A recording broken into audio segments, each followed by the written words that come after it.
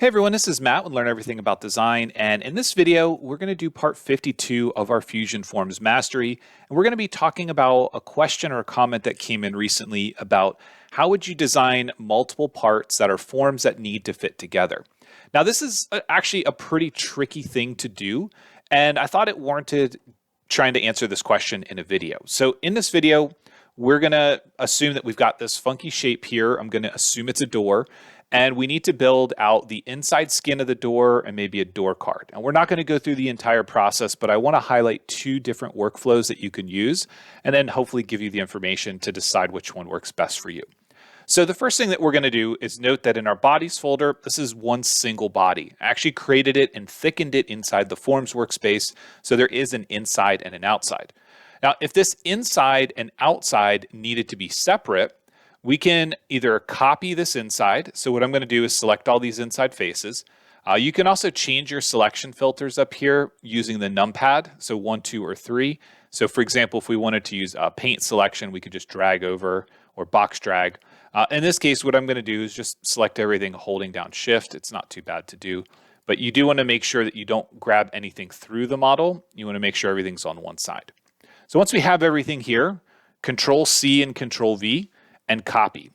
Now this works in this instance because the edges were creased. Now if the edges weren't creased, what you would see is that the geometry itself can sometimes be different because of the surrounding geometry or lack of. So for example, if I just copy these four faces, Control C and Control V, and we take a look at the result, that bottom edge is floating away from the model. And the inside edge is kind of floating to the inside of the model. The reason for this is because freeform models, by their very nature, if we go to our box display, if we take a look at our box display, the curvature of the faces is based on the surrounding geometry. If we just have a single face, and we'll take this down to 1 by 1. If we just have a single face, that geometry is flat. It's a plane. And if it's a triangle, it's 100% a plane.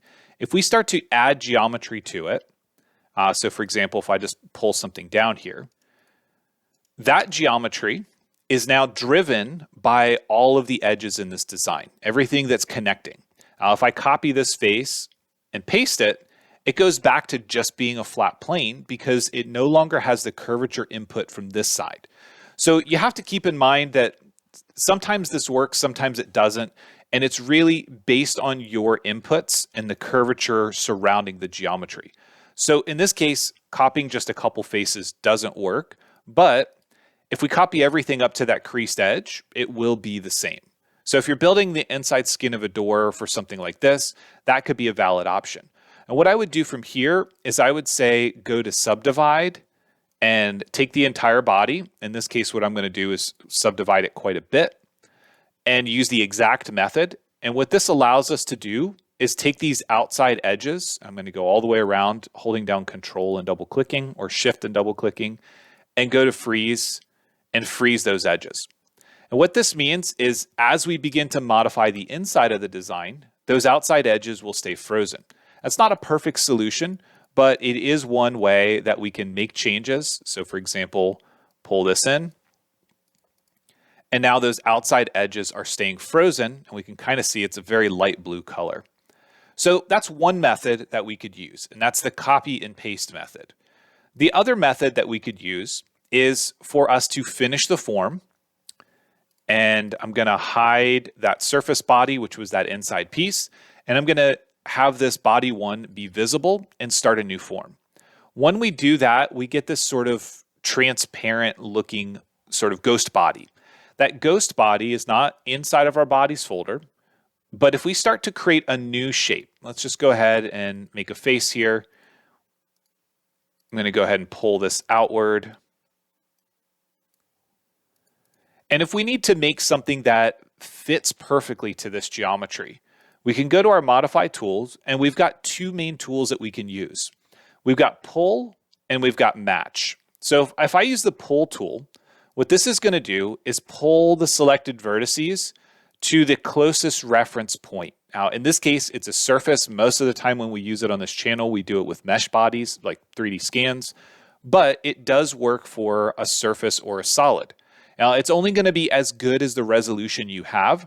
So what that means is you may need to subdivide your geometry in order to get it to fit. So in this case, we'd probably have to come in, subdivide this. It can be exact or simple. In this case, it's not going to matter because we're going to go back and we're going to use pull, and we're going to allow it to pull to that inside shape. So that's one way that we can do it.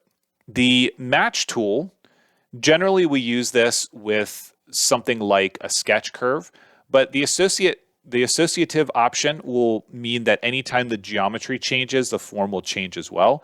It's a little tricky when it's a form to a form. I wouldn't suggest relying on that, but if you do have sketch inputs, it helps. The main difference here is instead of selecting points, we're selecting edges. And if we want this edge to match that edge, we can see here that it works. We can have it connected, which means it'll stay creased. We can try to drive tangency of it or curvature continuity if we need to. And then we can also flip the direction. So for example, if it needs to go the other direction, we can do that.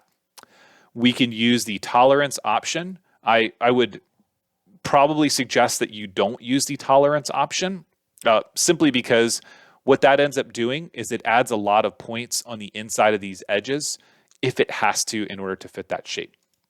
But if we repeat that, I can take this edge and I can match it here. Let's go ahead and remove that selected edge here. You can see all of the points are getting added here because of that tolerance. And the reason that's important is if we come back and we try to say insert an edge, that edge is going to only go up to the next available point.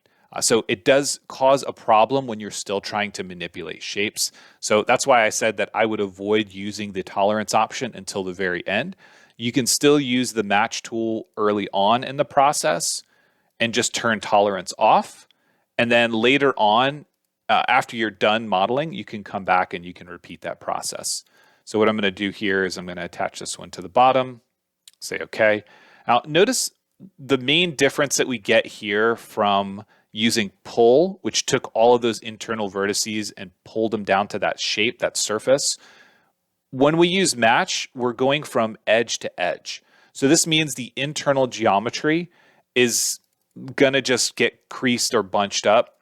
So we do need to be careful with that. And it's not something that is really a great option in a lot of cases, which is why I would suggest that you use pull over our match. But if you need the outside profile or border, that can be a good tool as well. So that's a little bit of a tricky workflow, but just doing the copy and paste method can get you close depending on your shapes. But in some cases, you might find if you were trying to build, let's say, a door card that fit inside of here, then you would probably want to use the pull option and pull it down to a reference surface. So if I come in here and let's just say that, let's pull this out in space. Yeah, let's say that we were building that door card just to fit into a smaller subset here. We could very easily start that shape.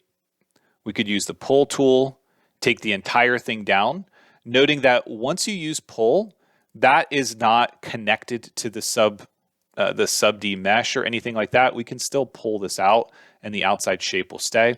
So it does give you a little bit of design freedom. So hopefully that helps and gives you a couple of different options for different workflows that you can use. Some are better than others, of course. If you can work in a single form, that might be easiest, but most of the time that gets pretty tricky. But you can use the copy and paste method, subdivide it to get your sort of resolution that you need, and then begin modifying it. Now, if you have any questions on these two workflows, please let me know. As always, thanks for watching, and we'll see you in the next one.